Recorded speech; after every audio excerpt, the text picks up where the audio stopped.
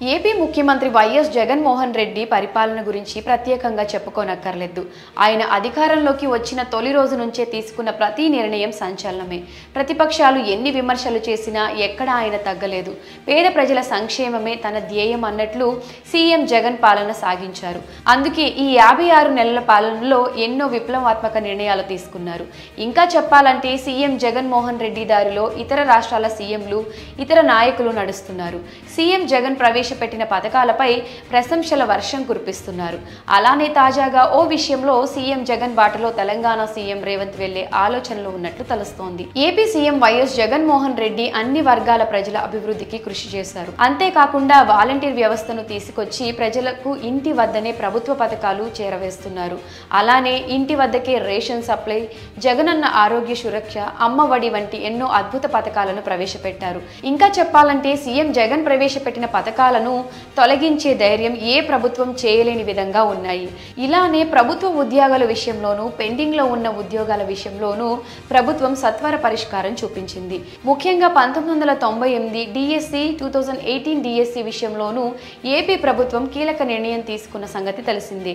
DSC 1998 వాళ్ళు నియామక పత్రాలను అందించిన సంగతి తెలిసిందే. అలానే డిఎస్సి 2008 అభ్యర్థులకు కాంట్రాక్ట్ పద్ధతిలో ఉద్యోగాలు ఇచ్చింది.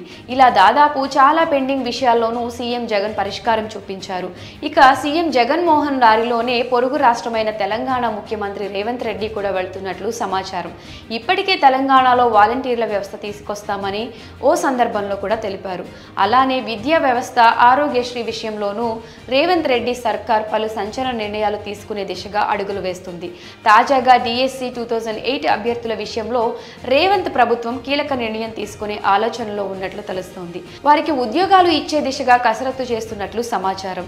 డిఎస్సి 2008 అభ్యర్థులకు కాంట్రాక్ట్ పద్ధతిలో ఆంధ్రప్రదేశ్ రాష్ట్ర ప్రభుత్వం ఉద్యోగాలు ఇచ్చింది. దీంతో ఒక రాష్ట్రంలో ఉద్యోగాలు ఇచ్చి మరో రాష్ట్రంలో ఇవ్వకపోవడం సరికాదని కోర్టు వ్యాఖ్యానించింది. ప్రస్తుతం ఖాళీలు భర్తీ చేయాలని కోర్టు ప్రభుత్వాన్ని సూచించింది. కోర్టు చేసిన వ్యాఖ్యలతో ఆ ఉద్యోగాలను భర్తీ చేసే దిశగా రేవంత్ సర్కార్ అడుగులు వేస్తున్నట్లు సమాచారం. రేషన్ ఇంటి వద్దకు సప్లై విషయంలో అయితే ఏకంగా మోదీ సర్కార్ సీఎం జగన్ దారిలో నడుస్తోంది. దేశవ్యాప్తంగా రేషన్ వాహనాలను అందుబాటులోకి తీసుకొచ్చింది. ఇలా మొత్తంగా దేశంలోనూ వివిధ రాష్ట్రాలకు ఏపీ ప్రభుత్వం ఆదర్శంగా నిలుస్తోందని పలువురు రాజకీయ విశ్లేషకులు అభిప్రాయపడుతున్నారు. మరి జగన్ దారిలో రేవంత్ నడవడంపై మీ అభిప్రాయాన్ని కమెంట్ సెక్షన్లో కమెంట్ చేయండి.